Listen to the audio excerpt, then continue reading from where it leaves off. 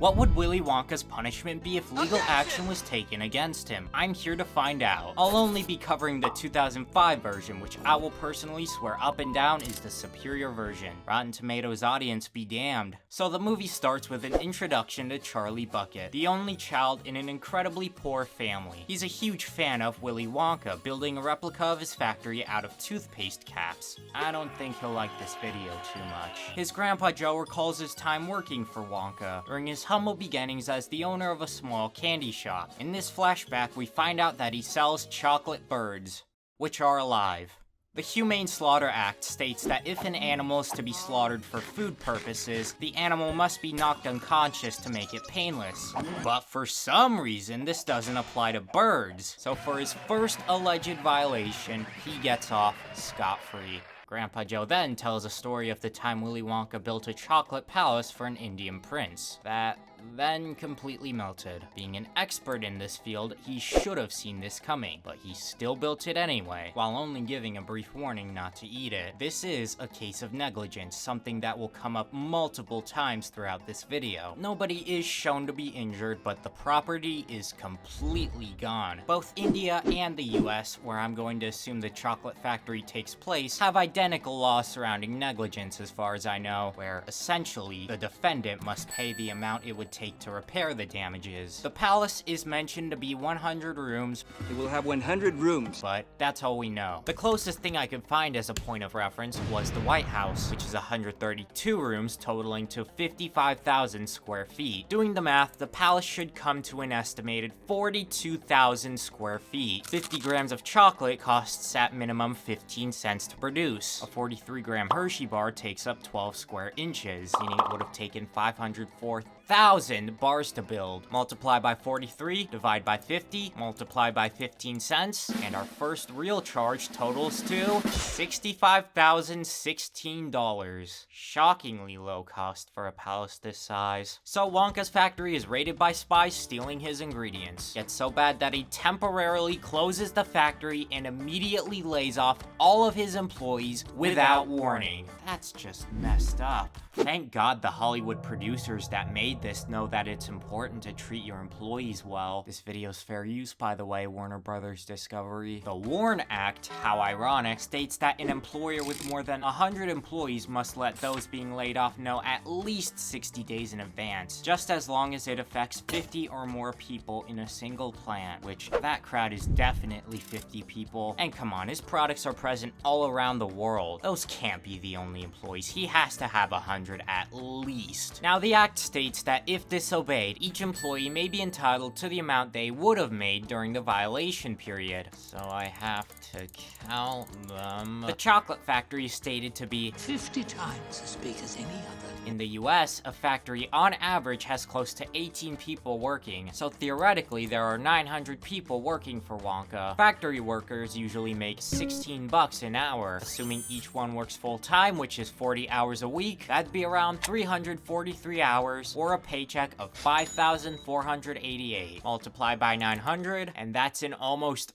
$5 million fine. And we haven't even entered the factory yet. Damn. So the factory reopens, the kids get their tickets, yada yada, you know how the story goes. They enter the gate and are welcomed by singing animatronics that burn down to reveal the entrance and our culprit himself. This doesn't count as arson because it's his own property that he himself wanted to burn purely for entertainment purposes. We get into the factory and yeah, that is an OSHA violation if I've ever seen one. OSHA, or the Occupational Safety and Health Act, is an administration that ensures employees are working in an environment with minimal risks to their lives. It states that if a hazard cannot be eliminated, then there must be protections from it. There are no guardrails for the Chocolate River, which is pretty dangerous, so that's a $15,625 fine. Then we're introduced to the Oompa Loompas. Your first thought may be, oh, slavery. But he does compensate them with cocoa beans, which, as long as they're fine with it instead of money, it doesn't qualify. Wonka found them in Oompaville,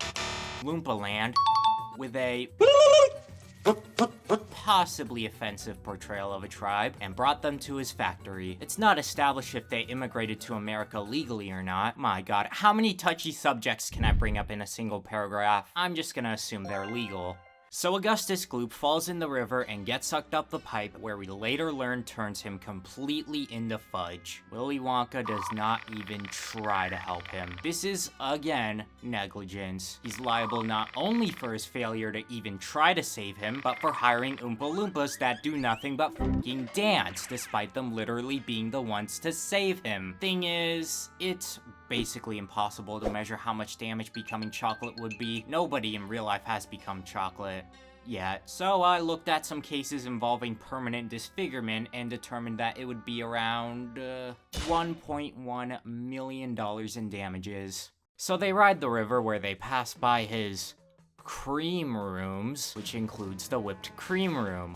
Animal abuse. Actually, none of the very small amount of federal laws protecting animals could apply to this. There's one that prevents general animal cruelty, but that was signed in 2019. It really took them that long. At the local level, though, a lot of states restrict confining farm animals to such tight spaces, which seems promising, but the only state enforcing it at the time was Florida. And there is no way in hell this movie takes place in Florida. So William wins this one.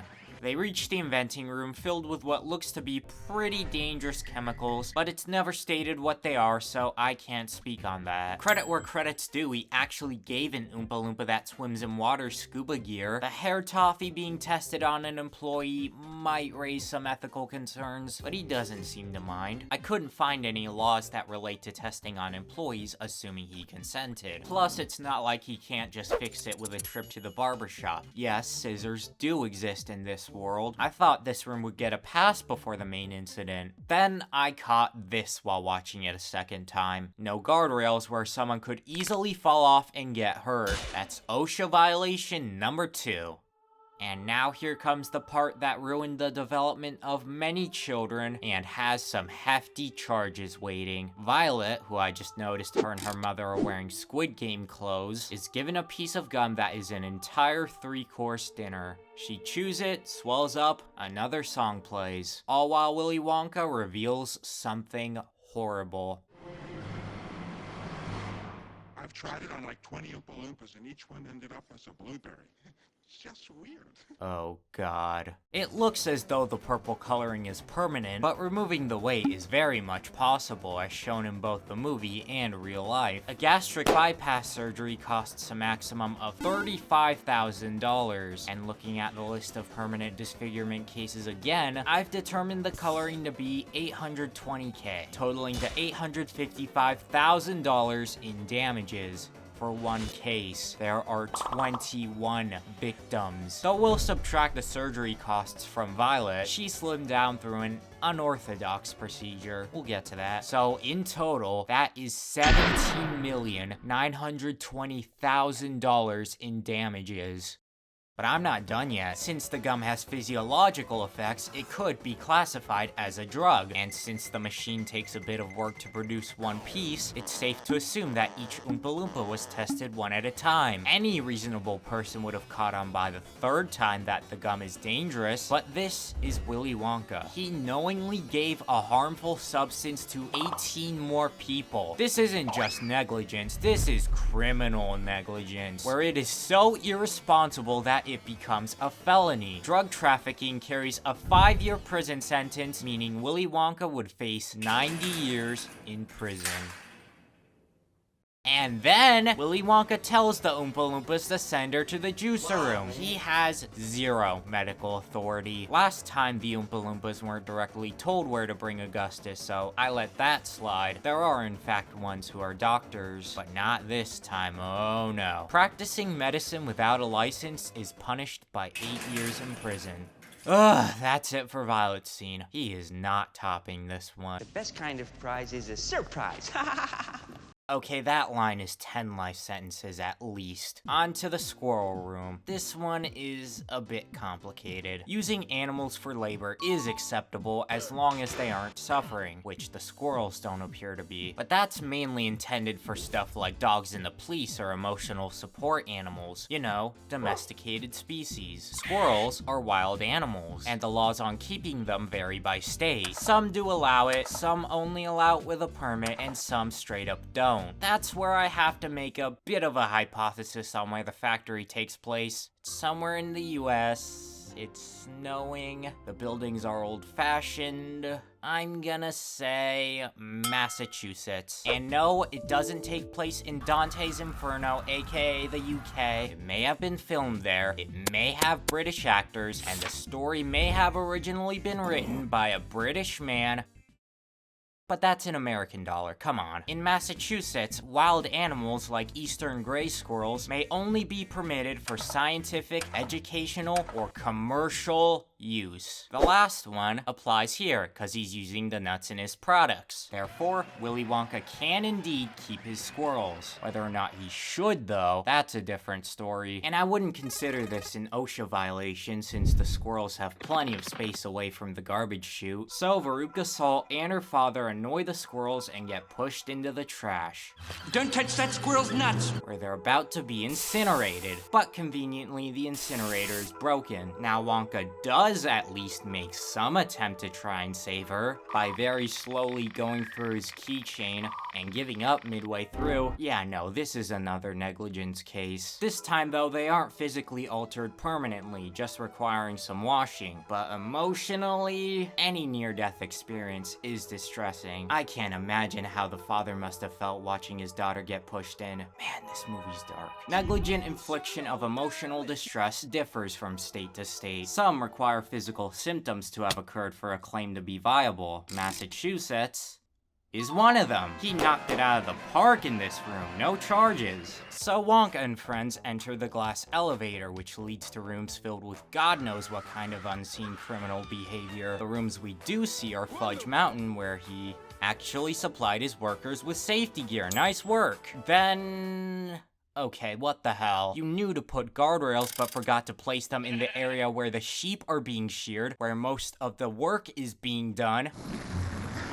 I'd rather not talk about this one. I can't imagine why. OSHA violation number 3. Then, immediately after, number 4. Though I should also throw in a charge for the horribly aged green screening. Also, there's this fireworks room. In Massachusetts, fireworks are totally illegal for unlicensed individuals. I highly doubt Mr. Wonka's license to use them, so he gets a $1,000 fine and confiscation of all his fireworks. He'll never recover from that, will he? We get a flashback of Willy Wonka's childhood where he runs away from his unsupportive father. This would usually just result in a status offense, where a social service agent is called in to resolve the family's issues. But here his dad somehow gets rid of the whole house. Yeah, I kinda feel bad for him now.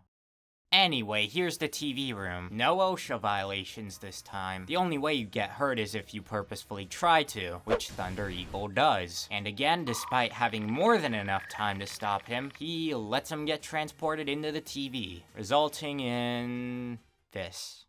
Not even the permanent disfigurement cases are all too helpful this time. I'm gonna have to give a ballpark estimate of...